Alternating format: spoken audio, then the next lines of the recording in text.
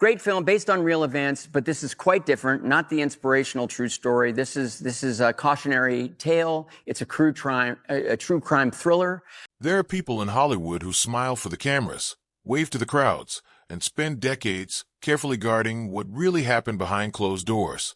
They give polished interviews, laugh at the right moments, and make sure the world only sees the version of themselves they've approved.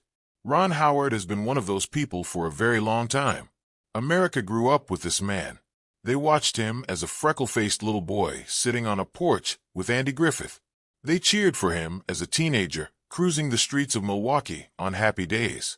And they applauded him when he stood on the Oscar stage, holding the most coveted award in cinema, finally recognized as one of the greatest directors his generation ever produced. For decades, Ron Howard represented something rare in Hollywood. A man who came out of the machine with his soul apparently intact. But here's the thing about silence. It has a weight to it, and when a man carries it long enough, it starts to cost him something. Now, after more than 50 years in the entertainment industry, Ron Howard is finally starting to let things slip. Not in a dramatic tell-all, not in a rage-filled expose, but in pieces. In interviews, in quiet admissions, in stories shared with a kind of exhausted honesty that only comes when a person has simply decided they're done pretending. And what's coming out is not the warm, fuzzy story America thought it knew. What's coming out is complicated, painful, sometimes shocking, and completely human. Today, we're going to lay it all out. The bullying he stayed silent about for decades. The dangerous accidents on his sets that nearly ended careers and lives. The feuds, the lawsuits, the financial betrayals, and the personal storms that almost tore everything apart. Ron Howard is finally breaking his silence. And honestly, it is not good. To understand Ron Howard's story, you have to start at the very beginning, because unlike most Hollywood stars, this man didn't choose the spotlight. The spotlight chose him before he was old enough to have an opinion about it. He was born on March 1, 1954, in Duncan, Oklahoma, a small and quiet town where his father, Rance Howard, was doing his best to chase an acting dream that hadn't quite caught fire yet. His mother, Jean, was also an actress. They were a family built on ambition and hope, but not on money. Not even close. When Ron was 4 years old, the family made a decision that would alter the entire course of their lives. They packed up everything they owned and drove to Hollywood. No guarantees. No contracts waiting. No safety net of any kind. They moved into a small home in Burbank, close enough to the studios that young Ron could hear the machinery of the film world humming around him. He didn't go to a traditional preschool.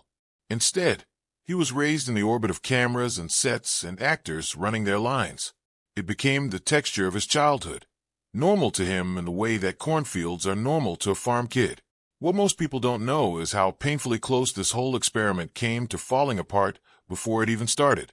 In 1957, with debts mounting and no major work coming in, Rance Howard seriously considered packing everything back up and returning to Oklahoma to become a farmer. The family was pawning possessions just to keep the lights on. They were surviving on faith more than income.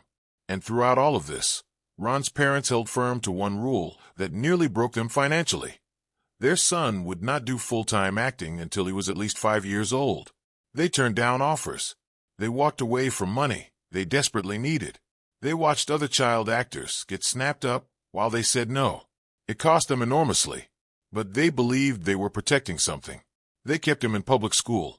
They tried to let him be a kid. And when Ron finally turned 5 in 1959 and landed a role in a film called The Journey, getting his name in the credits for the first time, it seemed like the sacrifice was beginning to pay off. Except even that moment came with its own cruelty. Crew members on set mocked his red hair and his freckles, calling him names that would make your stomach turn. One of them called him a freckle-faced freak. He was 5 years old. His father nearly lost his job defending him. The payment for all of that was $12,500, which was everything to them. Ron never forgot the sting of those words, even as the world would go on to celebrate the very features they mocked. In 1960, when Ron was just 6 years old, he walked into one of the most iconic roles in American television history. More than 300 children auditioned for the part of Opie Taylor on The Andy Griffith Show. Ron got it. The show premiered on October 3, 1960, and it became a cultural institution almost immediately. It ran for 249 episodes, and Ron appeared in 243 of them. He started at $300 per episode and worked his way up to $1,000 by the time the show ended in 1968. By any measure, it was a remarkable success story. But here's what the success story leaves out.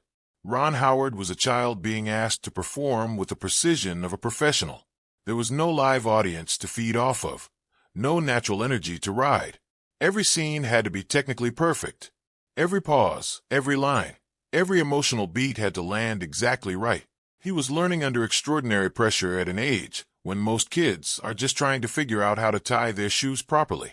And while Andy Griffith became a genuine mentor to him, explaining scenes, sharing stories, treating the boy with real kindness and care, there were also sides of that set that no child should have had to witness. Griffith struggled with alcohol. Ron saw him at his worst sometimes, watched him get into heated arguments, witnessed the volatility that lived underneath the warmth. In one particularly unsettling incident, Griffith read a bad review aloud to the cast and crew and completely lost his composure. For a young boy who looked up to this man almost like a father figure, those moments were confusing and frightening. You don't grow up easily after watching your hero come undone. And then there was the accident that almost ended everything in 1962. Ron was 8 years old. They were filming a scene on a lake, out on a small boat, doing what looked like a simple, pleasant fishing sequence. Something went wrong. The boat tipped. Ron fell into the water. He was 8 years old, and he was sinking. Andy Griffith saw it happen and jumped in without a second thought, pulling the boy out before the situation became a tragedy. There were no safety protocols on sets like that in those days. Children could work grueling hours under conditions that would be considered completely unacceptable today.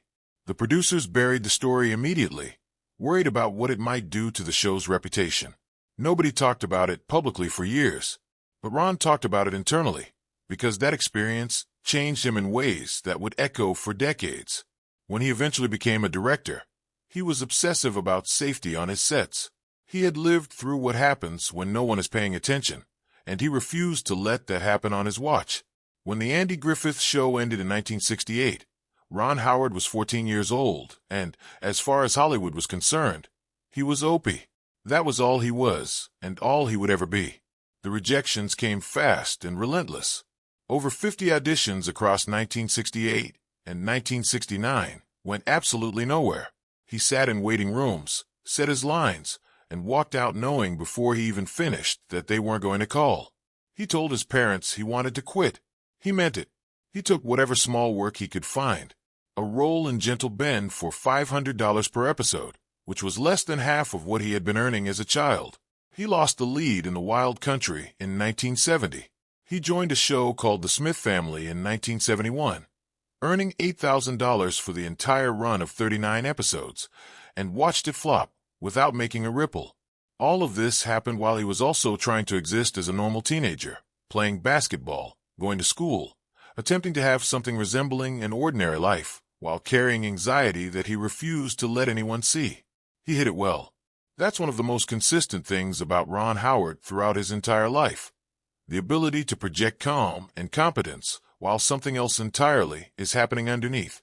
But the anxiety was real, and the rejection was real, and the feeling of being trapped inside a character that the world had decided was his permanent identity was suffocating. He was a teenager experiencing a kind of professional identity crisis that most adults never have to face.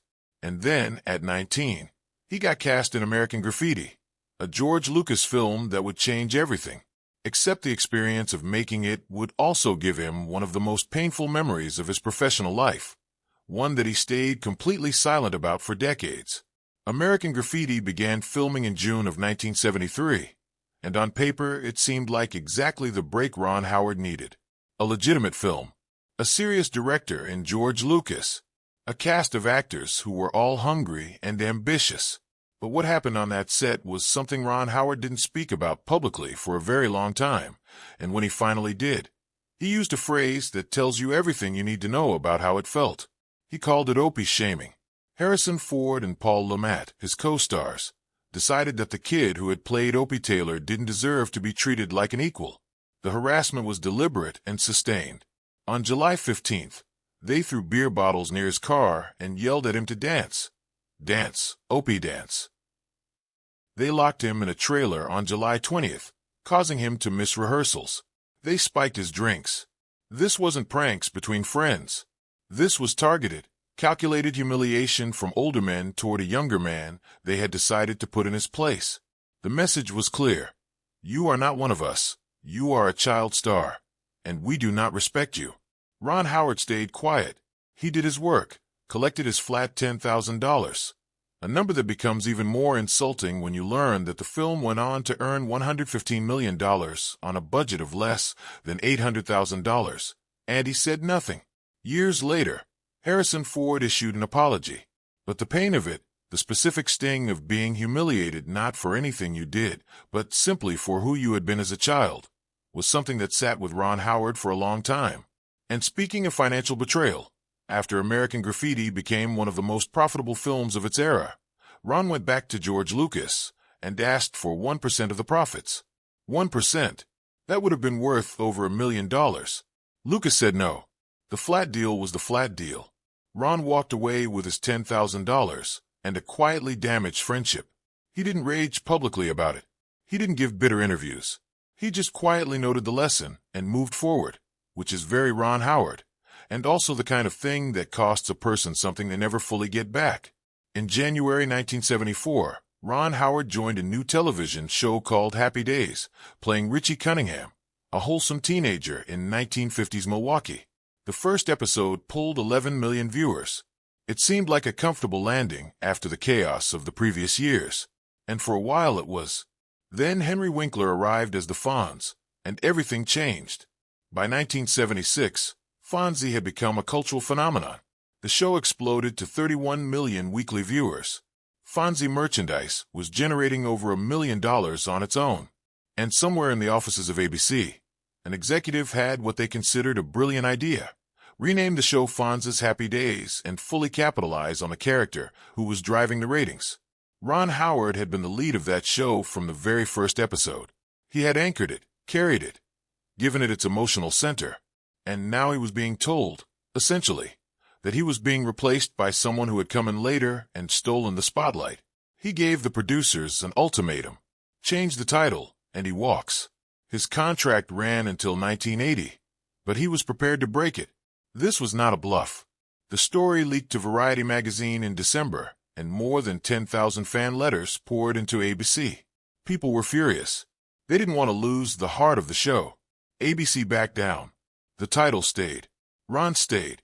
But the financial reality of his situation during this period is one of the things that genuinely stings. While Howard was earning $25,000 per episode, Henry Winkler was making $75,000. For the man who had been the show's foundation from day one, who had publicly fought to protect its identity, that disparity was a very specific kind of disrespect. Howard later admitted that this period pushed him hard toward directing. He could see clearly that as an actor, no matter what he did, someone else would always be making the decisions about his value and his future. The tension behind the scenes during those peak years was significant. Cast members were fighting over money and screen time. There were reports of at least one dramatic walkout during filming. ABC worked hard to keep the dysfunction quiet because the show was generating $50 million a year and nobody wanted to rock that particular boat. Years later, other cast members would sue CBS for $10 million in unpaid royalties for merchandise, a case that settled in 2012 with each plaintiff receiving just $65,000, a fraction of what had been taken. Ron wasn't part of the lawsuit, but he acknowledged in a 2025 interview that those years nearly destroyed some friendships permanently. When Ron Howard walked away from Happy Days in July 1980, turning down a $100,000 offer from ABC to stay and signing instead with NBC for $1 million with full creative control, he was betting everything on directing. He had already made his first short film in 1975 on a $2,000 budget. During a break from Happy Days, he had directed Grand Theft Auto in 1977, a low-budget film that made $15 million and proved he had genuine instincts behind the camera. But the professional directing life he was stepping into was far more dangerous, far more complicated, and far more costly than anything the wholesome image of Ron Howard suggested. The stunt accident during Grand Theft Auto was his first brutal lesson. A car stunt went catastrophically wrong. Stuntman Paul Bartel was seriously injured, broken bones, internal injuries, and for a 23-year-old first-time director, that moment was terrifying. The lawsuit that followed was settled quietly in 1978. Howard never forgot it. He said later that the accident fundamentally shaped how he approached every film after that. With Splash in 1984, it was Tom Hanks who provided the chaos. During filming in New York, Hanks got into a screaming confrontation with crew members over script changes that Howard had to physically intervene to stop. Studios nearly pulled the plug entirely before Disney stepped in to rescue the production through their Touchstone label. The film eventually made nearly $70 million and launched Hanks into stardom, but the road there was genuinely unstable. With Cocoon in 1985, the danger came from outside the set entirely. An extra who had been fired from the production named Harold Jenkins sent threatening letters to Howard, claiming the film was mocking elderly people. The threats were specific and credible enough that Fox hired around-the-clock security at a cost of $150,000. Howard's family was in danger, the script was altered, and the release was delayed. When the film finally came out and earned $85 million and won 2 Oscars, most people had no idea any of that had happened. Backdraft in 1991 brought fire, literally. During a stunt sequence on July 23, 1990, a fire broke out that couldn't be controlled. Kurt Russell sustained burns to his hand and face. 3 other crew members were also injured. An OSHA investigation uncovered serious safety violations on the production. Howard later admitted with quiet devastation that they never knew when the fire would turn on them, that a film about the heroism and danger of firefighting would injure the people making it carries an irony that is not lost on anyone who worked on it. Apollo 13 in 1995 should have been a smooth production. It was a true story, it had NASA cooperation, and it had an incredible cast. What it had instead was Tom Hanks shutting down the entire production on October 15, 1994, over script accuracy disputes. For 2 days, not a single frame was shot. The cost was $2 million. Howard threatened to quit. NASA staff had to be brought in to mediate between a director and his leading actor over the exact wording of historical transcripts.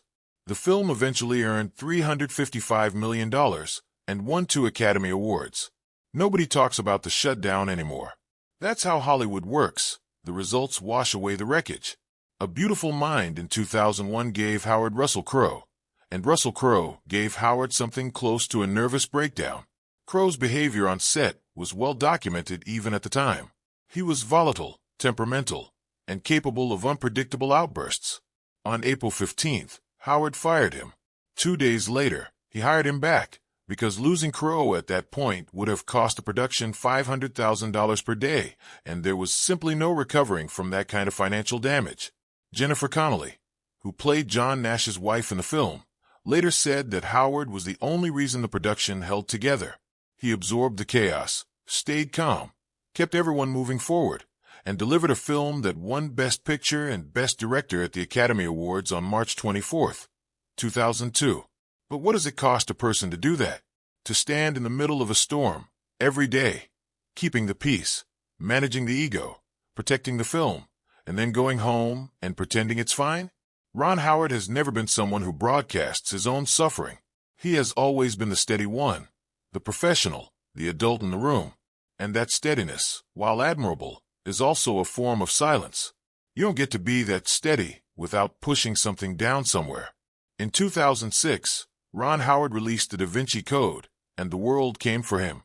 The film, based on Dan Brown's massively popular novel, suggested that Jesus Christ had married Mary Magdalene, fathered a child, and that this truth had been deliberately suppressed by a Catholic organization called Opus Dei. Religious groups across the globe responded with fury. In India, Christian groups demanded a full ban.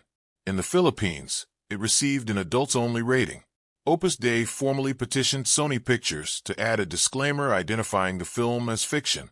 The U.S. Conference of Catholic Bishops launched a website to counter the film's narrative, and labeled it morally offensive.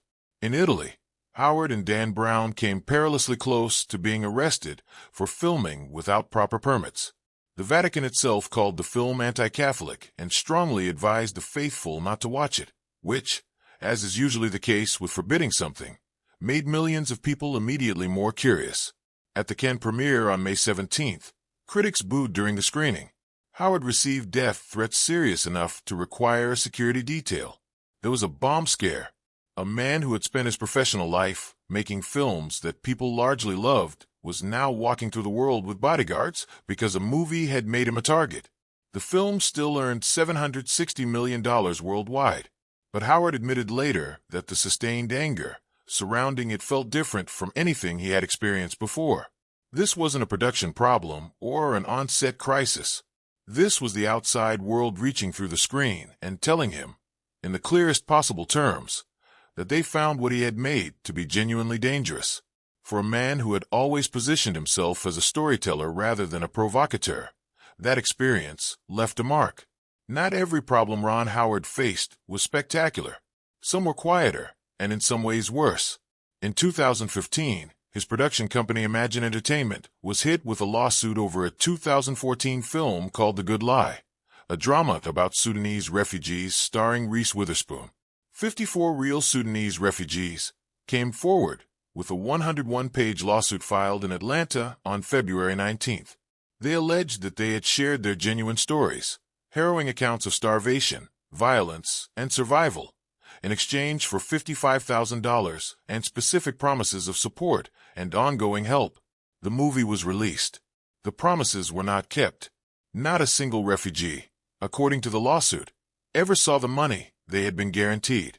The optics were devastating. Imagine Entertainment had publicly raised millions of dollars for refugee aid.